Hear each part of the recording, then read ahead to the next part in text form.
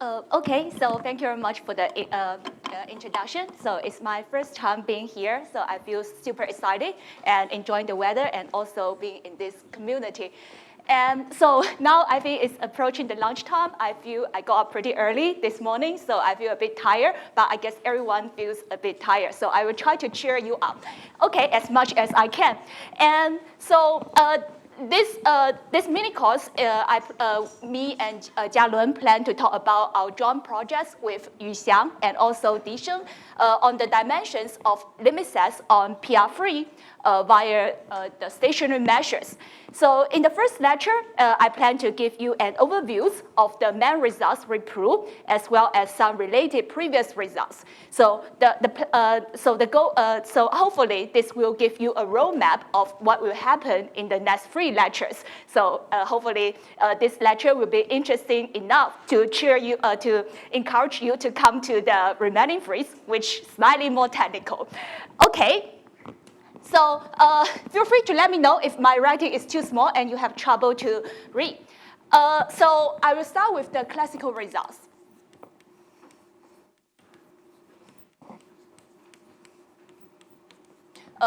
So one is this Bowen's dimension rigidity.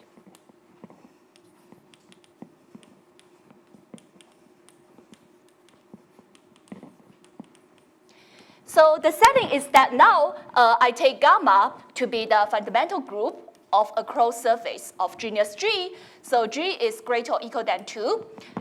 So we know that we can equate a hyperbolic structure to this surface. So by doing this, we get a representation, say gamma, say eta 0, to this PSL2R. So this is the group of orientation preserving isometries of H2, hyperbolic 2 space. Okay? And now we embed this PSL2R into PSL2C. So this is the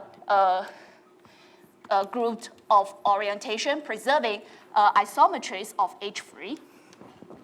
And now I set home gamma PSL2. So let's call this composition of 2 representation rho 0. And I set home gamma and PSL2C so to be the set of all representations, so from gamma to PSL2C. So we can make it into a topological space. So more precisely, the observation is that I know gamma is finally generated. So I fix a set of generators, and then I say that 2 representations are close if the image of generators are close. Okay, in particular, this rho 0 is in this set. And now we consider the action of this PSL2C on this H3. So I use the hyperbolic Bohr models, use the Bohr model for H3. And we know that like this H2 is a gray disk inside. And so we have the action of this PSL2C here. And so a key feature of this action is that its action on the boundary is conformal.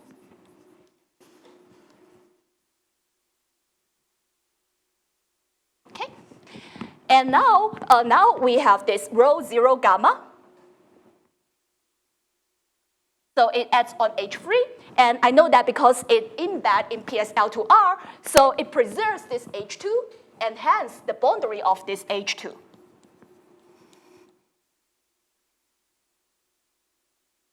Okay, and now more generally, now I pick any row in this set and say this is a discrete faithful representation.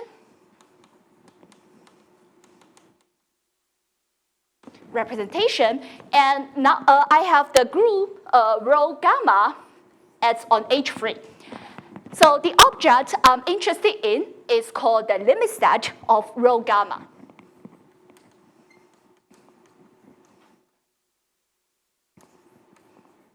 So I denote it by L rho gamma. So it's defined as follows. So I just fix any point O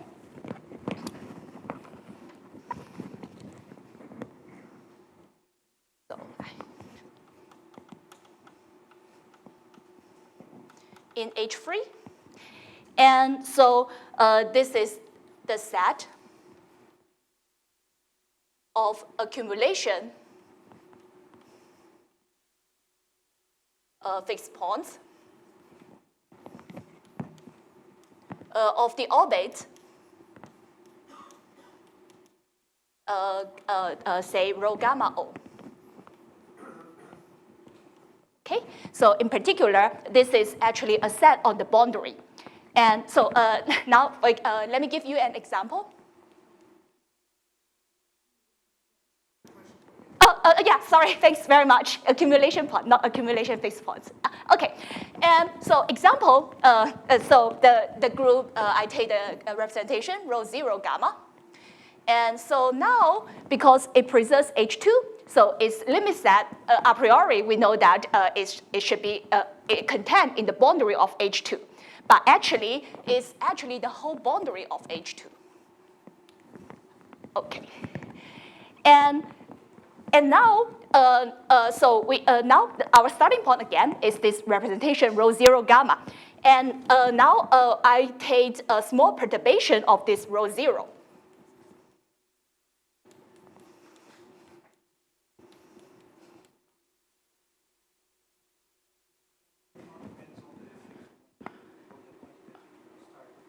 Yes, exactly. You can show that.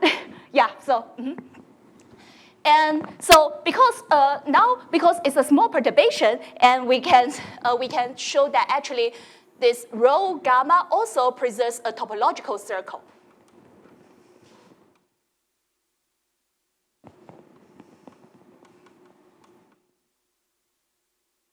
And we can show that this topological circle is the limit set of rho gamma. Okay? But what may happen is that this topological circle may have really low regularity. And so what Bowen proved is that now we can actually use the regularity of the circle to tell the representation.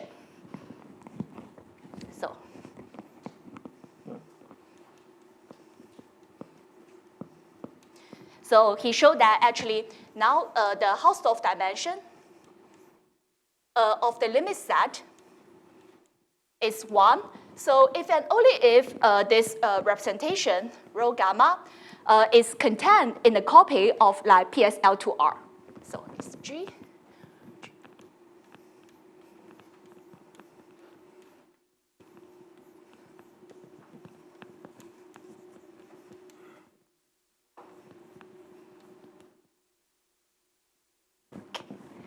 So this is the first result.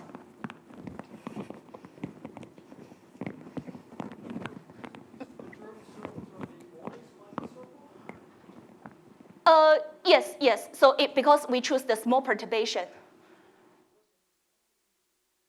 Yes, exactly, in this kind of topology.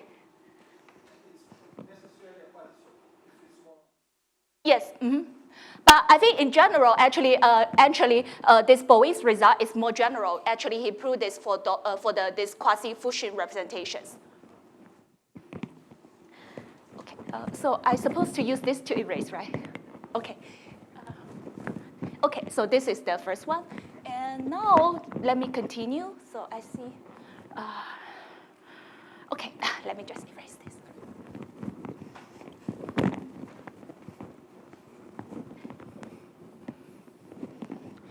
So now the second result is this Patterson-Sullivan dimension formula.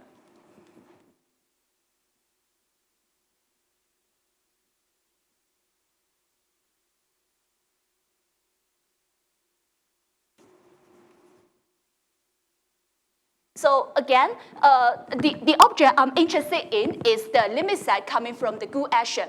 So the idea behind the motivation or idea behind this formula is that because the limit set comes from the Gould action, so one holds that probably we can relate the Hausdorff dimension of the limit set with the growth rates of the group. And this is exactly what they prove. Okay, so now, first of all, I will define the growth rate of the group. So I take any row in this home gamma and PSL2C. Okay, so this quantity is called the critical exponent of rho.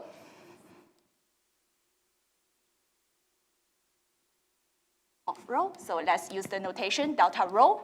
And so to define it, we first consider the Poincare series.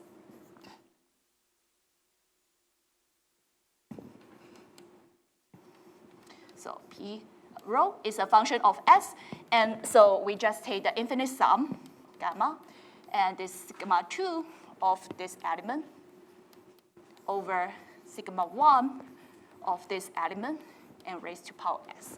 So now this sigma 1 greater than sigma 2 are the singular values of rho gamma. Okay?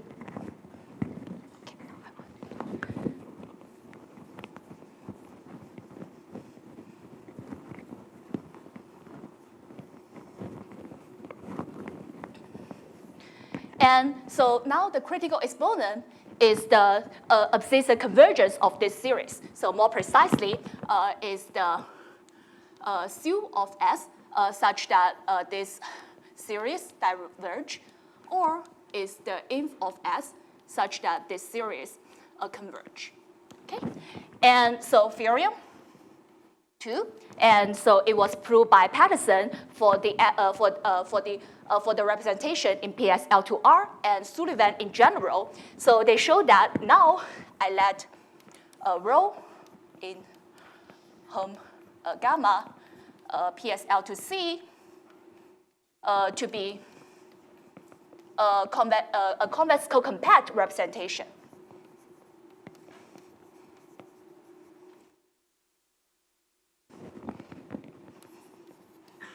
So i.e., this action, so the action of rho gamma on H3 emits a finite-sided fundamental domain.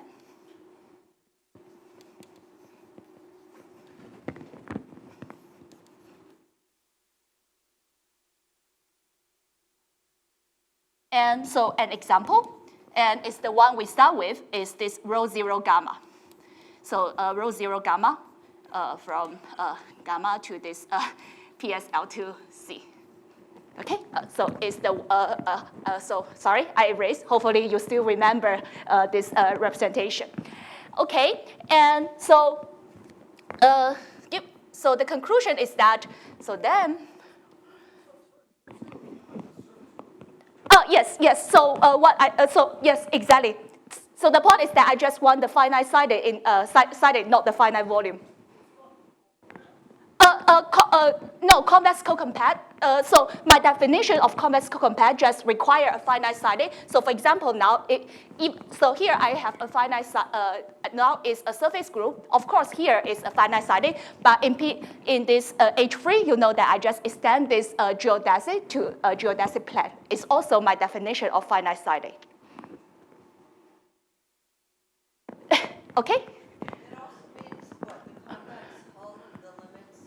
Yes. The action on that is co-compact, is that correct? Yes, exactly. So. Convex co-compact, not convex Yeah. Yeah. So most of the case is to use this limit set and take the quotient. Okay, good. And so now let me finish the statement. So then we have the Hausdorff dimension of the limit set. So it's exactly the critical exponent of the group. Okay. Good.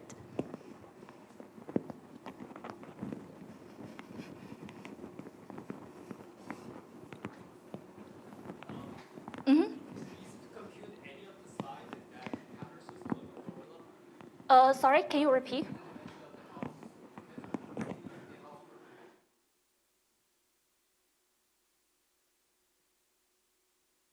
So actually, what we prove is this.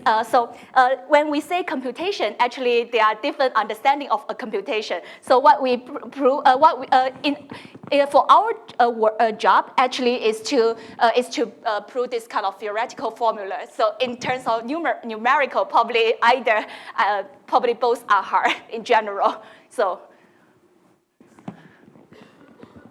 Okay, and now I can move on to the generalization of these two results in a higher dimensional setting.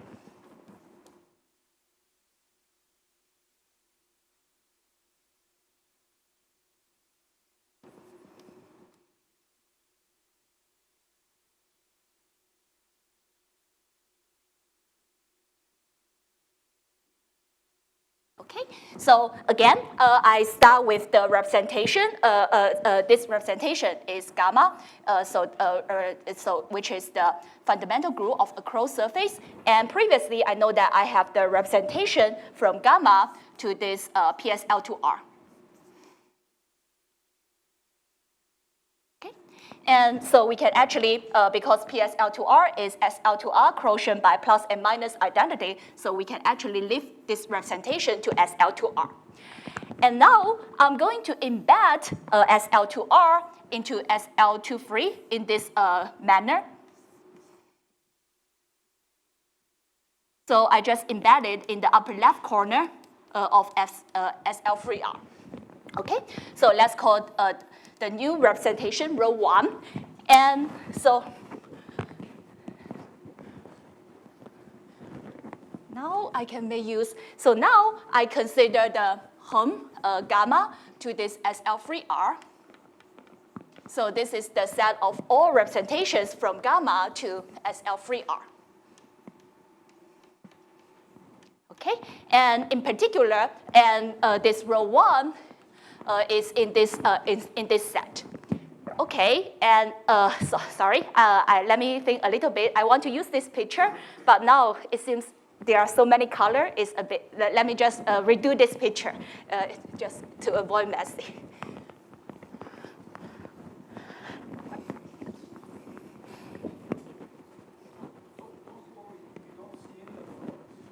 You don't see, okay, but I can see. Okay, it's important for me. Okay, and now we consider the action of this SL3R on PR3. Okay, so we know that this PR3 is a closure space of the unit sphere.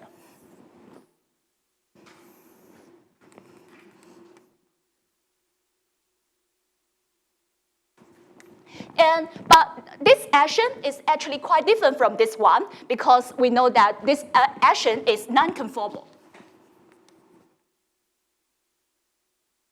So which means that in different direction, probably we expect different stretch rate. And now, now I have this representation rho 1 gamma, and I know that this action preserves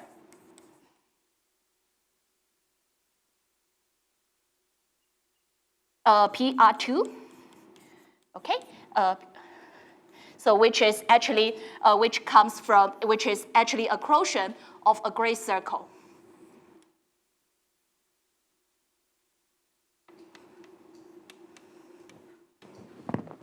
PR2.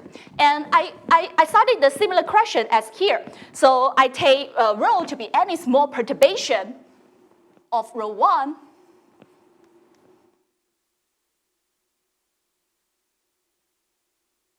rho 1, and so we can show that this small perturbation also preserves a topological circle.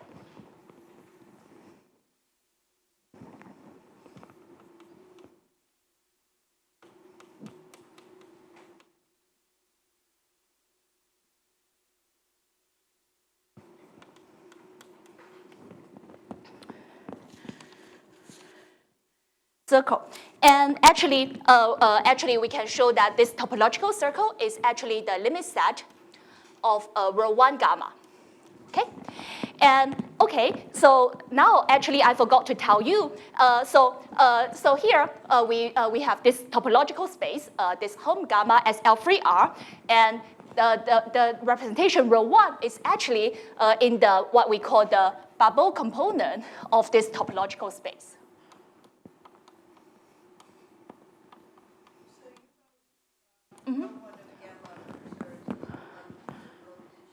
Oh, sorry, this is a small perturbation. So because rho 1 presents this PR2, and when we perturb a little bit, it still perturb a topological circle. Okay, so now let me continue the story here. And actually, this rho 1 is in what's called this bubble component. It's not the famous Hitching component. So if you're interested in what Hitching component is, so for the Hitching component, sorry.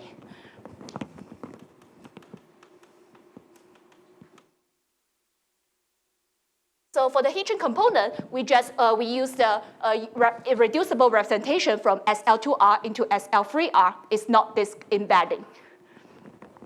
And so Furium, free, bubble. So he showed that now, if now I take any small perturbation, if I further assume that this perturbation is irreducible,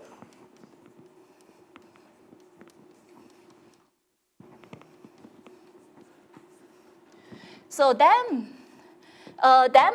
we know that actually this limit set, this topological circle, is not Lipschitz.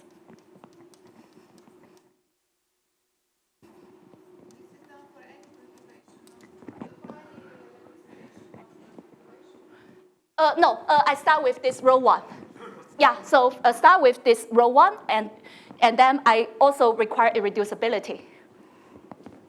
Okay, and now our new result is that we can actually provide more information about the irregularity.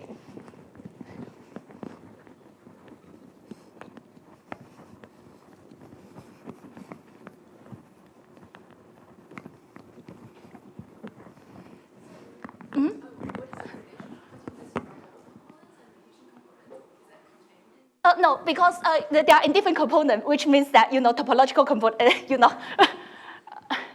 not contained in. Okay, so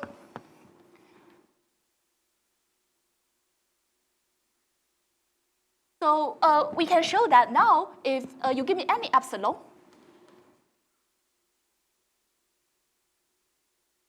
and I can find an open neighborhood of rho 1.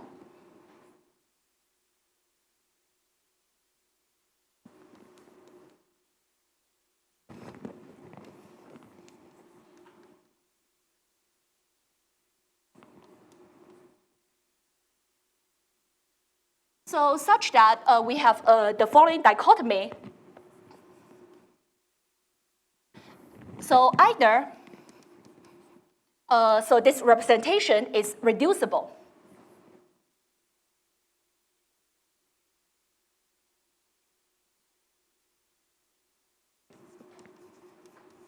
So which means that it can either persist upon or a projected line.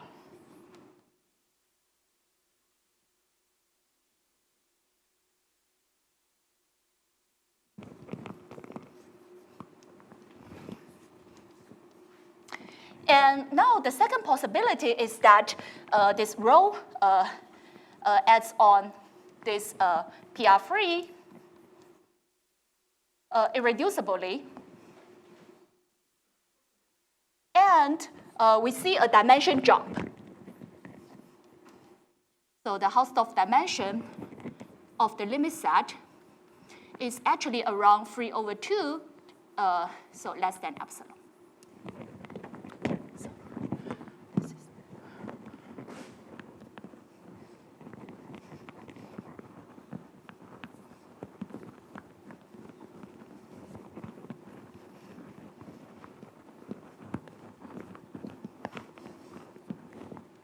Okay, so this is actually, you can view it as a local generalization of this Bowen's dimension rigidity result. And now we also generalize the Peterson-Sullivan dimension formula. And so again, the idea is that we want to relate the Hausdorff dimension of the limit set with the growth rate of the group. And so because, because our motivation is to, is to understand the Hausdorff dimension of the limit set. And on the other, at the same time, we know that the diagonal subgroup in SL3R, the maximal diagonal subgroup in SL3R has two-dimensional. So there are various functional on this diagonal subgroup. And the one related to the Hausdorff dimension with respect to the Euclidean metric is what we call the affinity exponent.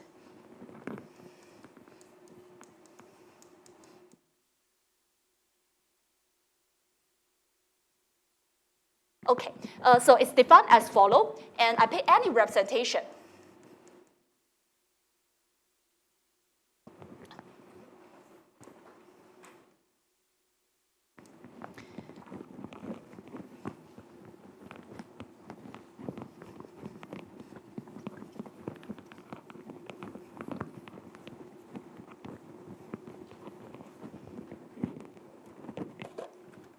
And so now affinity exponent of this rho gamma. So let's use the notation as a rho. Is defined through the following Poincare series.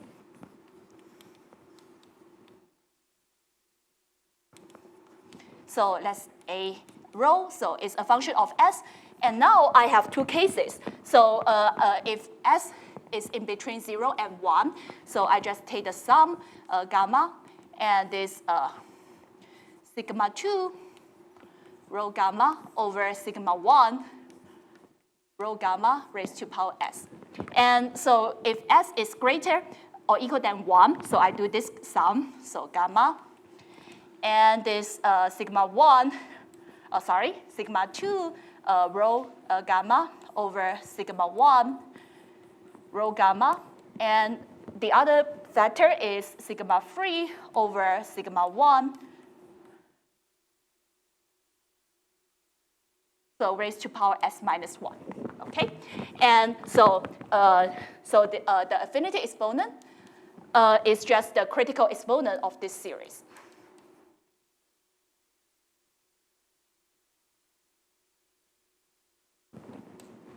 Rho s. And so a bit history. So this quantity actually was first introduced by Falconer to study the Hausdorff dimension of cell F1 factors in Rn.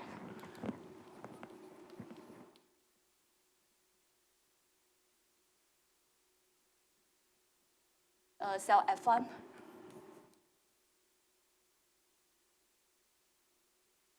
And later, it was generalized to various settings. And so now, because now this series is slightly complicated, I think it worth some justification about how it comes into the picture in computing the Hausdorff dimension of the limit set. Just give you more idea.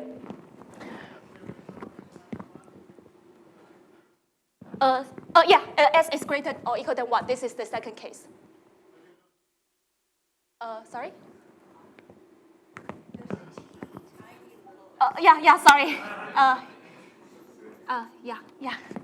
Okay.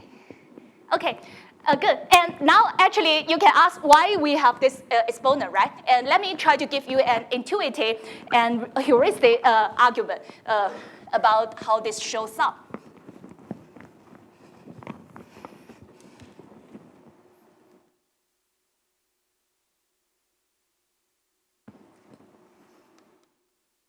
Okay, and so now, again, I take a look at this PR3, so which is a Gaussian space of this unit sphere.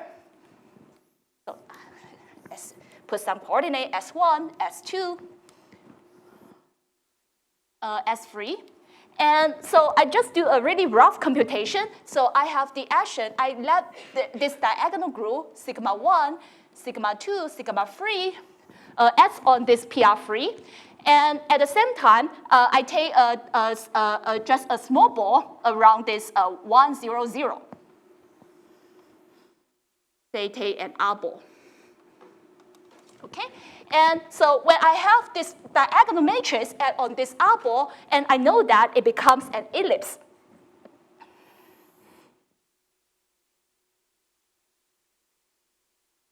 So the long axis is actually this sigma 2 over sigma 1R. And the short axis is actually sigma 3 over sigma 1R.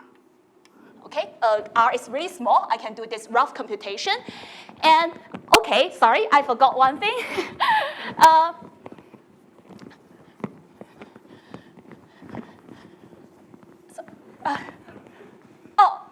Okay, sorry, I erased my formula, but I guess you, okay.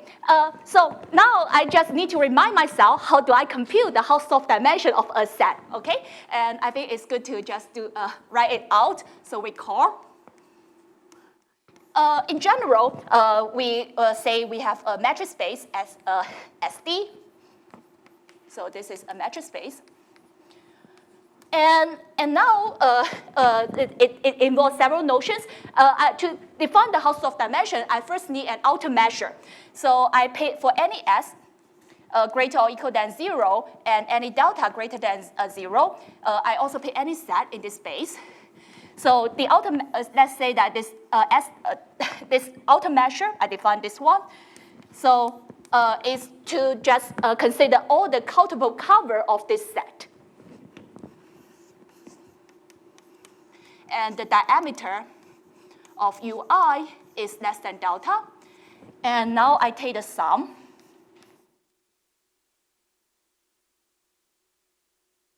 Raised to power s. And so I take the infimum. And second notion is that this s-dimensional Hausdorff measure, so this is just a limit when I let delta go to 0.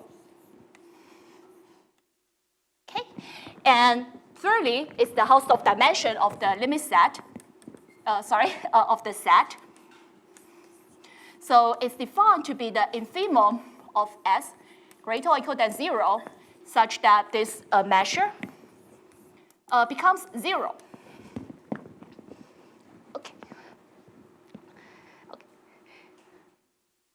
Okay, and so this is the review. And now the point is that what go into the computation of Hausdorff dimension are this kind of cover. And now let's go back to this picture. And there are actually two obvious ways to cover this ellipse. And one is to use just one big circle of radius sigma 2 over sigma 1r. And I raised to power s. So we know that when it comes to the computation of critical exponent, this r is not important. And so now then I have the first case. If you took the notes, this is actually the first case in the definition of this Poincare series. And so now the second way is to use a small ball of radius sigma 1 over sigma 3 over sigma 1r.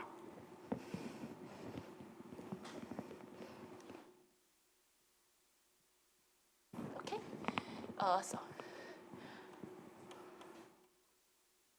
and so now the quantity I need is actually the quantity I need is sigma 2 over sigma 1 raised to power, to the s and sigma 3 over sigma 1.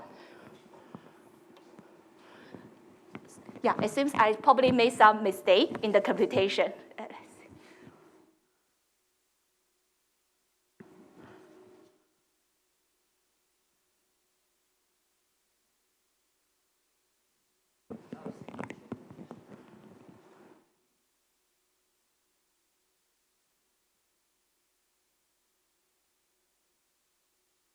Oh, okay. No, I'm good. Sorry. And now you see we have cancellation. Sorry, I'm good. So so R is not important. -1 sigma 2 over sigma 1. Okay, this is the second formula. Okay, and so and our dream is to relate the Hausdorff dimension with this affinity exponent. So in general, and this is actually a really hard problem, and so that's why we focus on important class of discrete subgroups in SL3R. So one is called the Anasov representations in SL3R.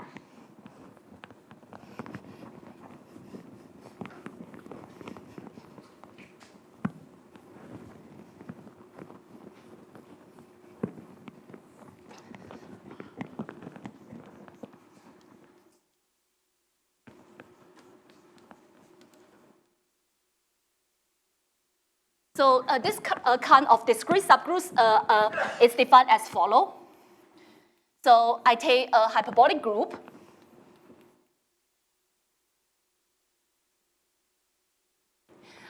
And I have a representation, say rho, from gamma to SL3R.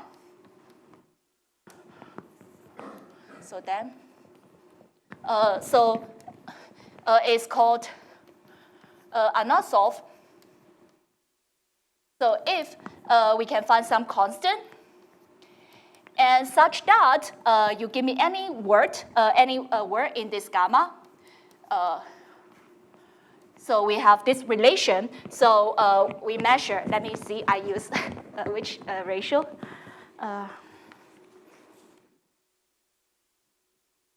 So I'm comparing the ratio between the first singular values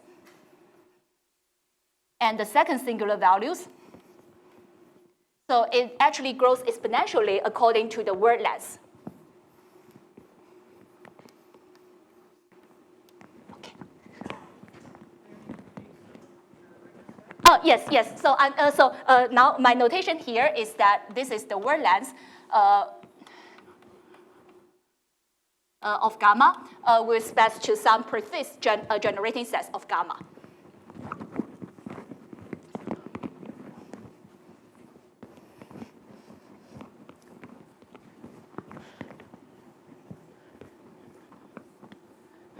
Okay, so now, let me just for convenience, so let's call this home A gamma SL3R. So this to be the set of all Anasov representations.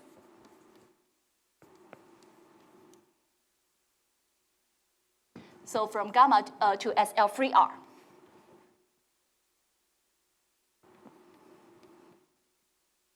And so actually, this is an open subset in home gamma SL3R.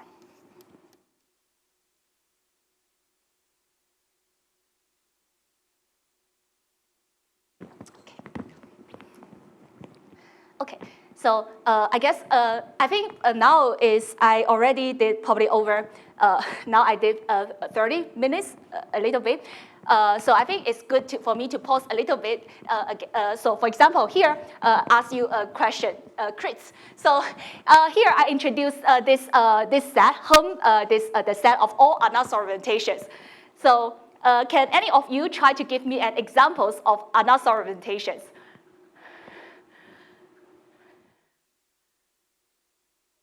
Row 1, okay. Explanation?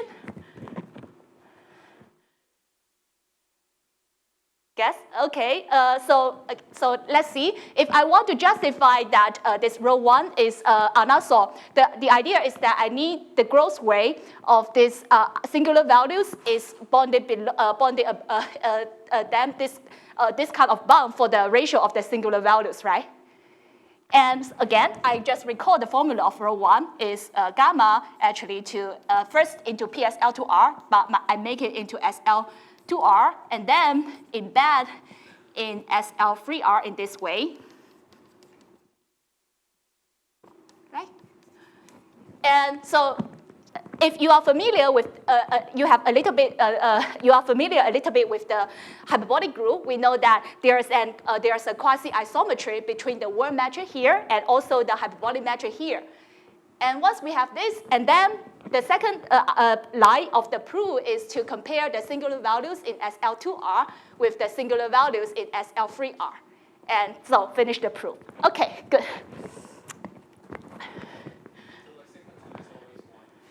Yes, but you know, because SL3R, you know, we have this one multiplied by 1. Yeah.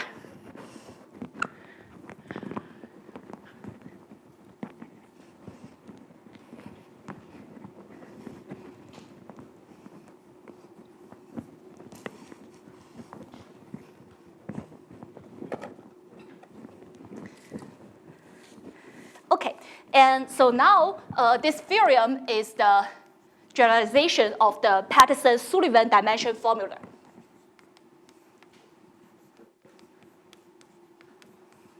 So I take any unassigned orientations.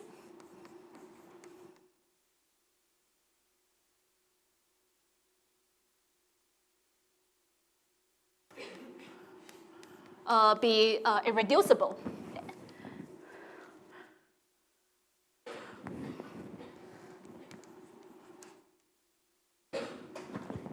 Okay, so under this assumption, and then we have, so the Hausdorff dimension of the limit set.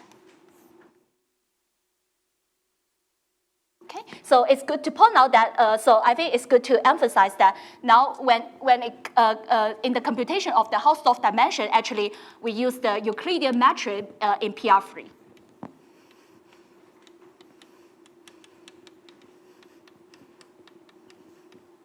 And so this, as we like, is given by the affinity exponent.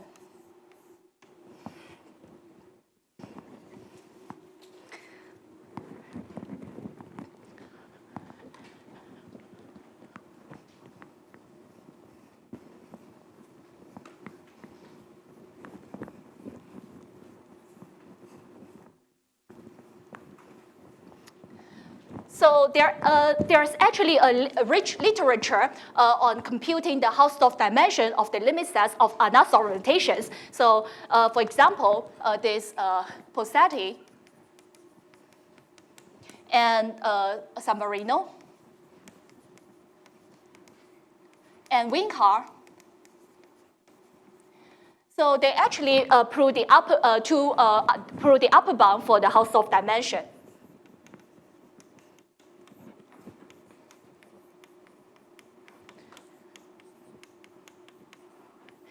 And so, much earlier, and so this, if we assume gamma is a surface group, and we take any representation,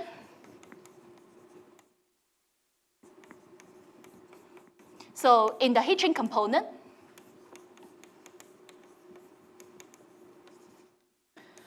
and Laborie. So he showed that he showed that actually the limit set is actually a C1 circle. So hence the Hausdorff dimension is 1, and so there are actually some new words. So for example, there are a team of 3 French guys. So I try my best to pronounce. So it's Gorhi and Moncler, and also Dolosan. So they started the Hausdorff dimension of projective unassigned representations.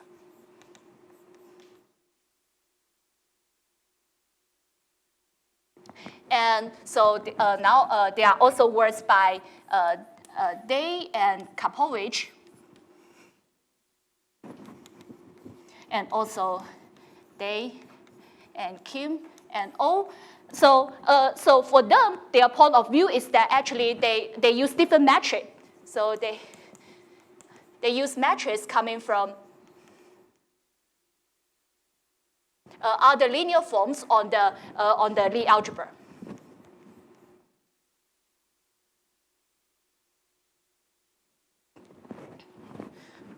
So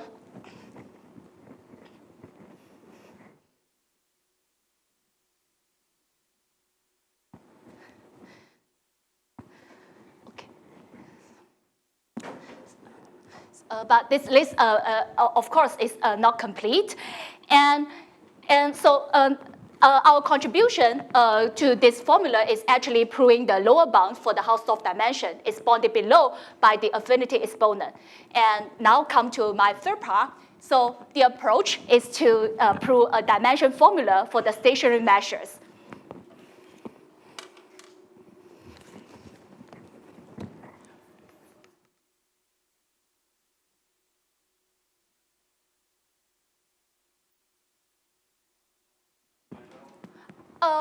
No, I think for them, they also did in the setting of unanswered orientation, but there are various kinds of unanswered orientations.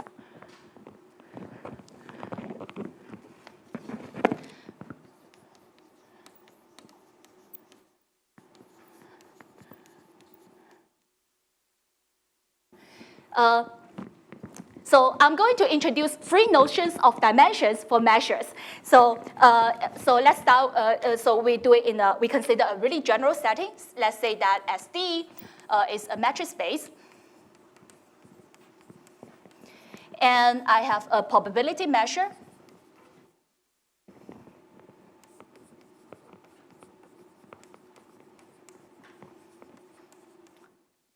On S. So the first notion is called the Hausdorff dimension of the measure.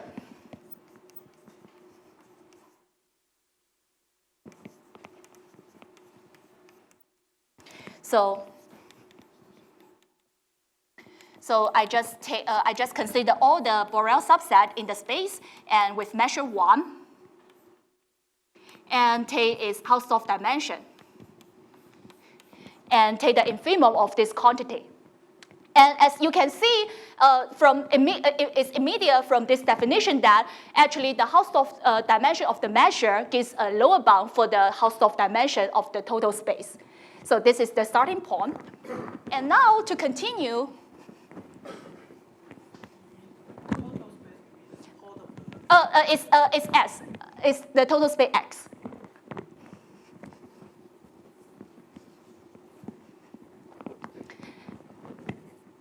So now we call a measure mu is called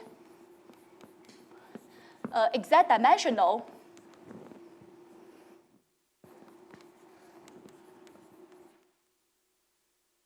So if for almost every point,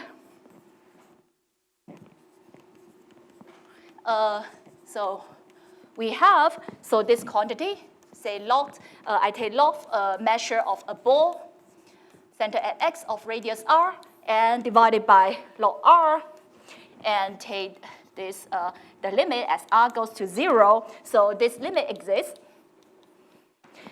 and so equals a constant independent of x.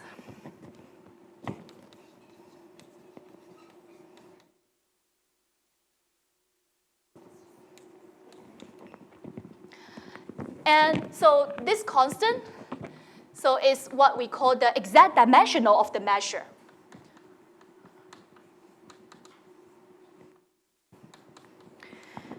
So Lai San Yang proved the following results.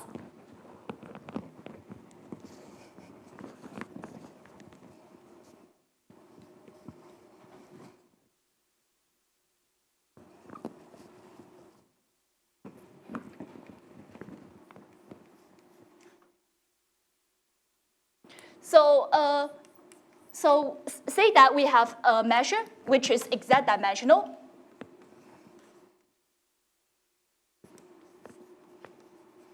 So there are two consequences. So the first one is that its exact dimension is exactly the Hausdorff dimension of the measure.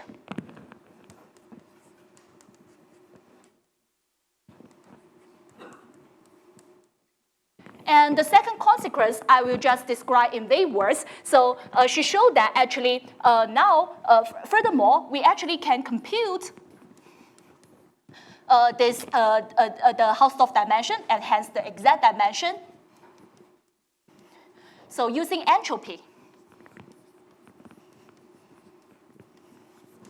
And so this is actually the starting point of what Jialun's going to talk about, like how to use this entropy to do this dimension computation.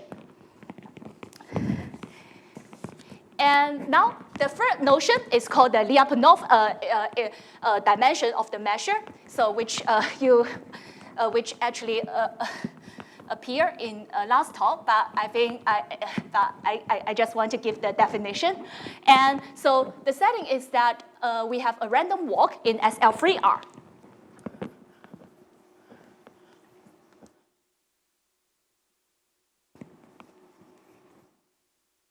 And Zariski dance, probability measure,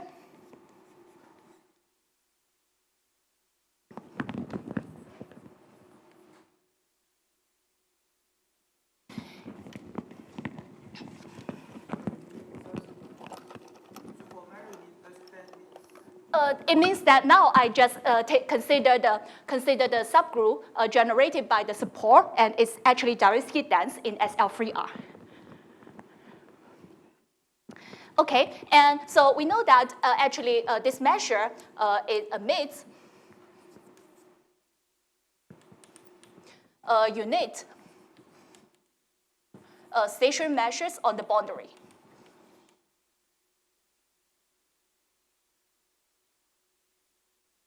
On PR3. So which means that when I take the convolution, and I actually get exactly this mu. And so now I let lambda 1 and greater or equal than lambda 2 nu, and greater or equal than lambda 3 nu, and be the Lyapunov exponents of this random walk.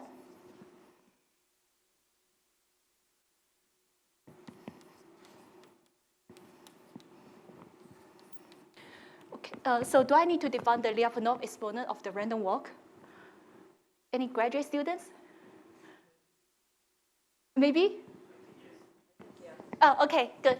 So now that means this lambda I nu is just somehow an average of the singular values. So sigma I take random walk gi1 and gin, and so this d nu gi1 dot dot dot.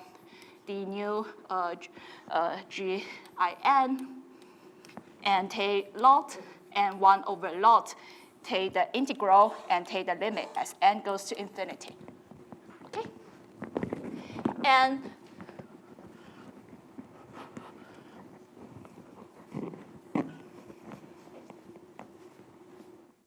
so now the Lyapunov dimension of the measure is defined as follows.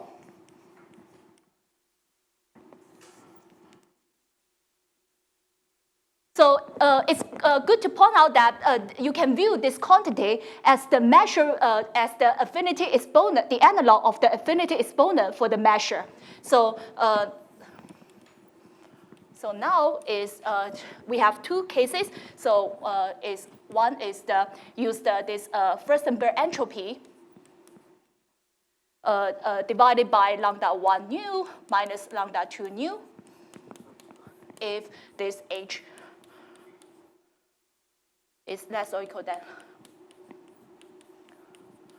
nu. And so otherwise, we use this formula.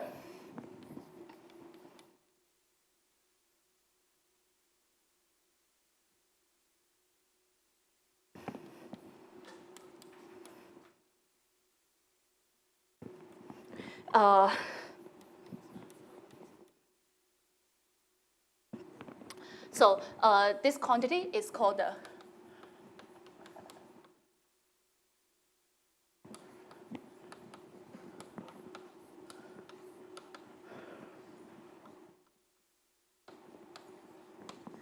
random walk. And it's actually, the formula is super complicated, and so probably I'm not going to write down the formula.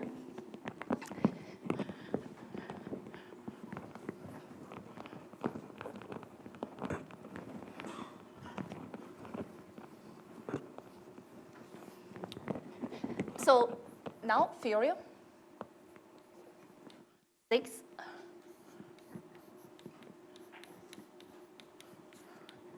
So now the theorem is that we actually prove a dimension formula for the measures. So I let mu be finally supported. And Zariski dense probability measure in SL3R.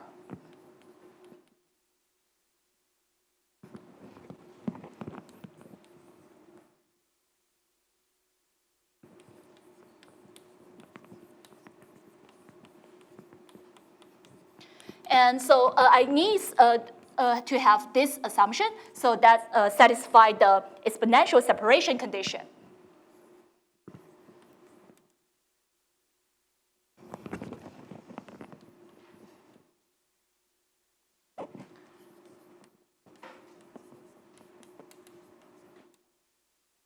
So an example is that if I know this rho, if I know that the support of, if I take a look at the group generated by the support of mu is discrete, and so then this kind of random walk has this exponential separation conditions. And now the conclusion is that, and I let mu be is a unit stationary measure.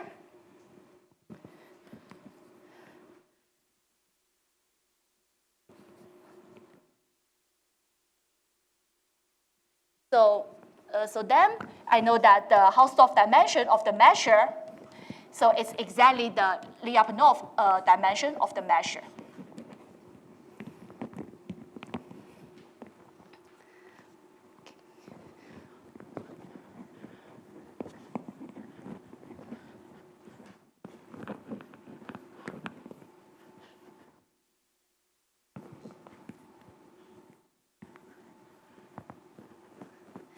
Okay.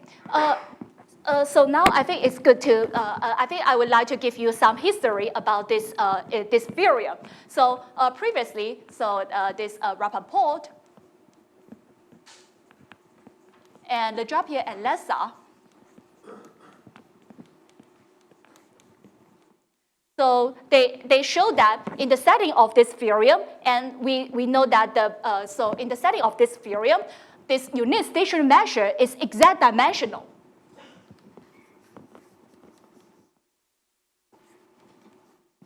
And moreover, they prove the upper bound for the Hausdorff dimension of the measure.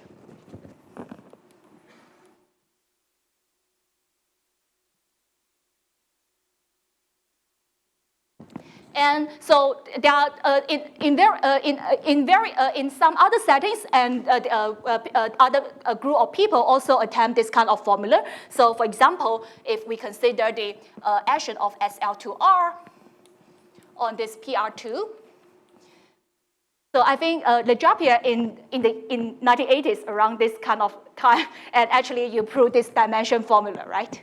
So.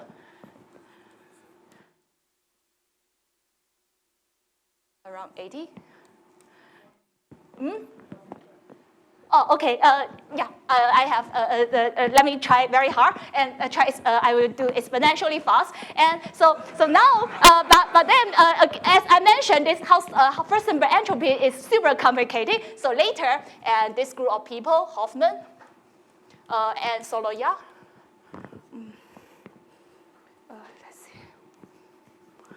So actually, they replace the first number entropy by the random walk entropy. And so another related word is to consider this cell F1 contracting this IFS on R2. And so in this setting, so such dimension formula is due to Barani and Hoffman and Rappaport. Okay, and so our proof actually took inspirations from the words of Hoffman, Soloyak, and Barani, Hoffman, Rappaport. And I would like to point out some ingredients in the proof. So one is this entropy growth. Entropy growth argument to compute the Hausdorff dimension of the Hausdorff dimension of the projections of the stationary measures. And the other piece of ingredient actually was discussed in last summer school. So it's the Ledrapier and Young formula.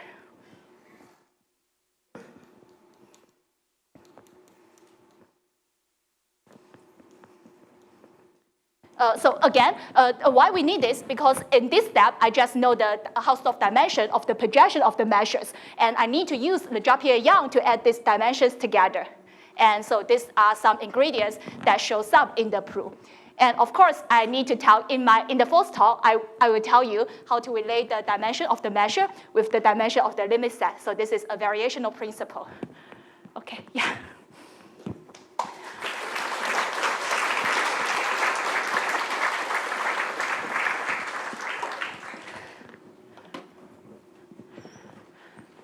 Hello, any questions?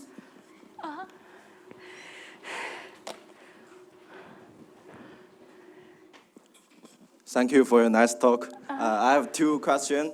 First, in this theorem 6, is this Lyapunov dimension less or equal than 2 part of the result? Sorry? Lyapunov dimension less or equal than 2? Part of the result or not? Because Lyapunov dimension can be big as? Yeah, I think so, yeah. Okay. And the second is whether we can go beyond the surface group, like giving some conditions of gamma. So I think, for example, here, as you can see, like this theorem 6 is quite general, and I just take any random wall in SL3R, but then the point is that when I want to compute, to go from the Hausdorff dimension of the measure to the Hausdorff dimension of the limit set, I need a variational principle. And so this is still case by case study. Okay, thank you. What happens, so in theorem 1 or theorem 5, you study some action on the boundary by Möbius transformations. So what happens if you consider arbitrary perturbation, not necessarily like perturbation in the transformations? Yeah, I think,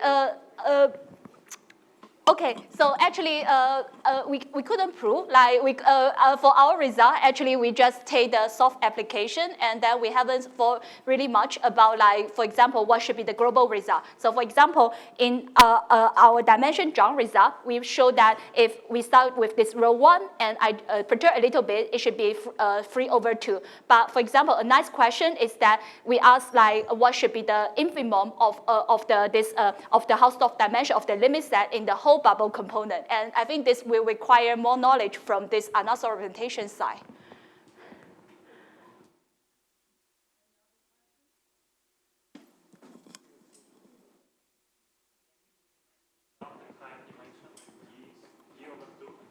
I think Ledrapier has some dimension John result in higher dimension. Yeah. Is it d over 2? Is it d over 2? I forgot the constant. Yeah, sorry. Yeah. Okay. Okay. Yeah. Yeah, was his name on any of the theorems? Yeah, it's the variational principle, which I didn't have time. I will seriously introduce him in my talk. Like, it's the last variational principle. Yeah. Great, thanks.